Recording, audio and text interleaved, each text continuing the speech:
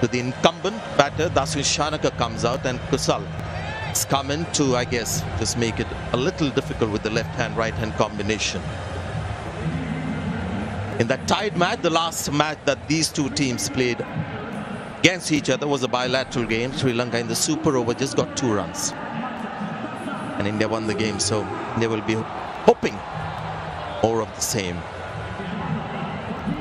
Now you feel like super over, you kind of need in that 12-13 range or above, just to put some pressure on the opposition, to make sure that...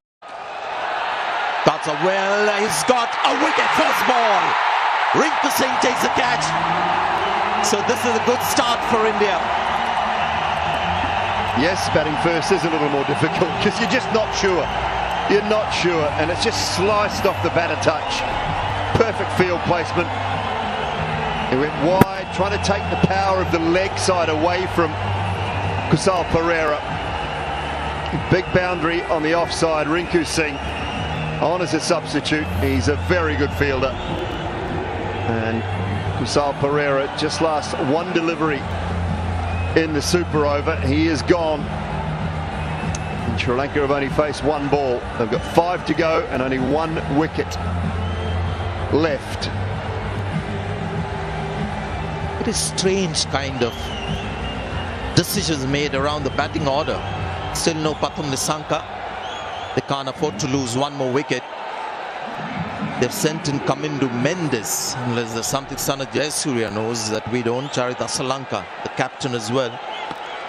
He's a good player in this kind of a situation. There's Pathum Nissanka. And here's Arshdeep, the super over.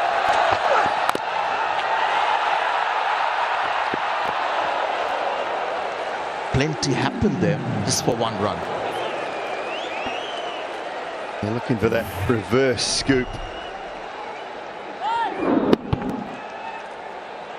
Toe into the bat. I wonder how close this would have been if Arshdeep had managed to right foot it onto the stumps. Just loving the body language of Arshdeep. He seems to enjoy this kind of a challenge. Oh, that hit the stumps would have been curtains for Sri Lanka. In fact, that is how he made his name, Simon. I remember Punjab Kings in the IPL when he was so impressive with his death overs.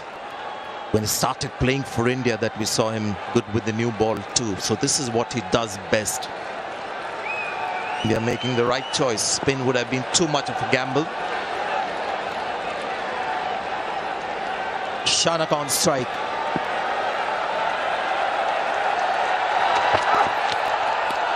Misses it. Brilliant, brilliant so far from Arshdeep. It really is superb. And Shanaka should know what Arshdeep's trying to do here, though. So he's got to allow himself to open the blade and go maybe a point region or even fine of the third, the deep third that's in place. Open that blade up, get yourself across to off stump a little bit more. You should know what Arshdeep's trying to do. If Arshdeep then looks to go straight, you can just dink it round the corner. What a crowd, what a game as well. Just playing deft touches is something that batters just feel the pressure of the situation. That's going to be wide. So India stuck with that tactic. And they're going to test Dasun Shanaka whether he... Overs in T20 cricket. Sanjay, there was 2 in the 1 series against New Zealand in 2020. Had 1 tie, tied up after the super over. They beat Afghanistan and Sri Lanka in 2024 as well.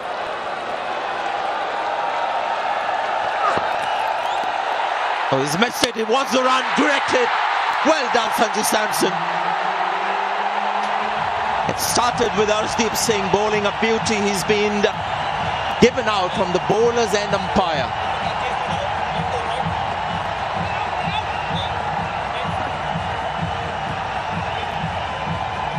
Well, that has been a superb super 4 deliveries from Arshdeep.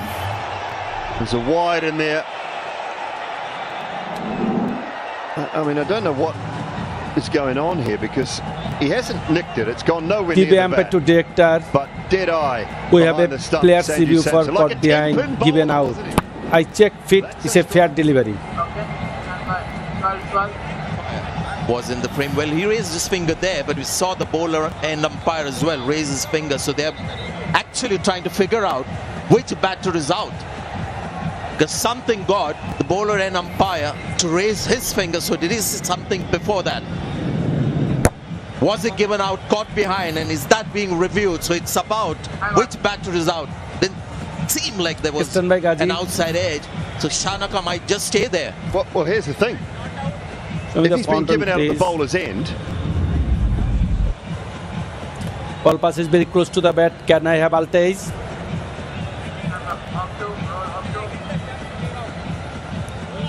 Keep rolling. Flat line, keep rolling. Okay, now right at the fag end of the game, a lot of I'm satisfied. No bad complexities involved. coming into the game. Now clearly, if he's given him out, caught Gaji, behind at the bowlers you need and to umpire. change your decision out to not out. So on review, the striker is not out, but the non-striker was clearly run out, but because it was reviewed at the time, is it a dead ball? And that's why the non-striker cannot be out. yeah, spot on. It was been pretty good throughout the tournament, so I'm loath to be too harsh, but it was a pretty ordinary decision because he was nowhere near it. I'm not sure how the standing umpire at the bowler's end thought it was out, caught behind. I mean, he hasn't hit the ground, there's nowhere near it. Sanju hasn't even appealed. He's not even bothered about the caught behind, and then he's given it out for some bizarre reason. So the game must continue. And why was Arshdeep appealing towards the bowlers and umpire, unless he also heard something? So in fact, because of that, maybe the umpire felt the pressure of raising the finger because there was nothing there. But yeah, they're just trying to understand what's happened. Eventually they'll have to resign to the fact that no wicket was lost there. Yeah, the first decision always stands. And when the first decision is out, that's dead ball. The ball is dead. When it's given out by the umpire at the bowler's end, whatever transpires after that does not matter. And that's what they're just trying to explain to Surya now. Now that is another point to be debated, whether it should be a dead ball. A lot of people have asked me over the years. The umpire hasn't given a decision. Let the game sort of carry on. Let it run its course, and after that maybe it can be sort of the decision could be made, but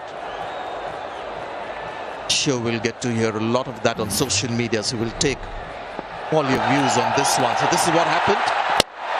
Run out, brilliant from Samson. The bowler appealed, the umpire raises the finger here. He shouldn't have, because actually the square leg umpire had raised the finger before this one. Fifth ball of the over. Slice it straight to the fielder, and this time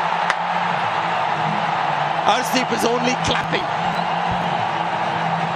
Jitesh Sharma, I think, who's taken the catch, is the reserve keeper, and once again it seems like Sri Lanka will get 2 runs in this super over. 1 ball to go. Well, you can appeal for that one, Arshdeep. That one's okay. That certainly hit the bat, but it was straight to the man at deep backward point. And that is a terrific super over from Arshdeep. He nailed his Yorkers. He went wide of the right-handers. And all Shanaka could do was pick up a thickish outside edge. So both wickets falling for just 2 runs. Trying to find out who they want, I think. It's just talking about maybe Sanju. Who do they want at the top of the order?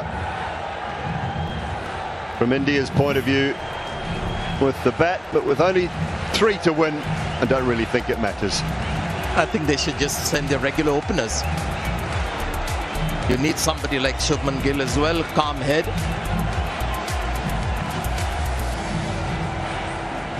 Abhishek Sharma will find this a little difficult to do. Just 3 runs to win in and over. And I tell you what, all the Sri Lankan fans who've come today, there are lots of Indian fans as well. This is a match of no consequence, but they've taken the trouble of coming to the ground and the stadium. And the game has responded in kind. They've deserved it. Just a great atmosphere here at the Dubai International Stadium. Yeah, when they get the crowds in here, it is a terrific cauldron.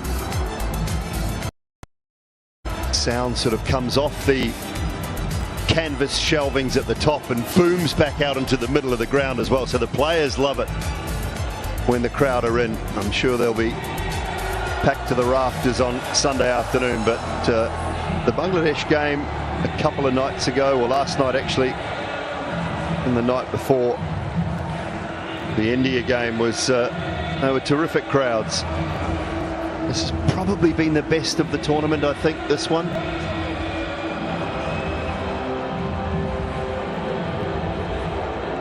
So it's not a new ball to be used in this super over. They'll use one that's come out of the box of balls. It's not bowled 20 overs, but somewhere in that, I think, 10 to 15 over mark, somewhere around about there. Something that's not too scuffed up, relatively white, but certainly not shiny, and towards the newer end of a 20 over game.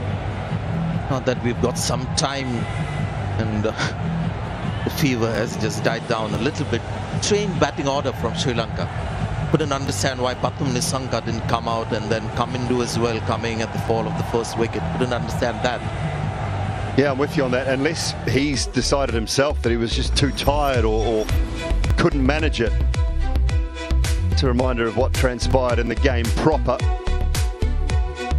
Super over, India will require 3 to win. But yeah, I mean, it could have only been his decision, I think, Sanjay. I don't think there's any other way to look at it. A man who's just hit a blistering 100, a magnificent innings. Look, I can't manage it. I'm too tired. But yeah, it was an interesting batting order. But the captain himself could have been a good choice, along with Shanaka, left-hand, right-hand combination as well. Seems like, I mean, just the way Wanindu was looking at the ball, he might be the bowler bowling the super over, and it's a good call. They might have the field in, build some pressure on, as we thought India will not mess around. There's a good chance Abhishek and Shubman will come out. And there's a very good chance Abhishek will try and finish it very first ball. So I think, it's not Abhishek. Oh, disappointment. I don't know, maybe I'm reading too much into it. Maybe they get a sense that Wanindu might bowl the one over. Might as well go and have a crack at it.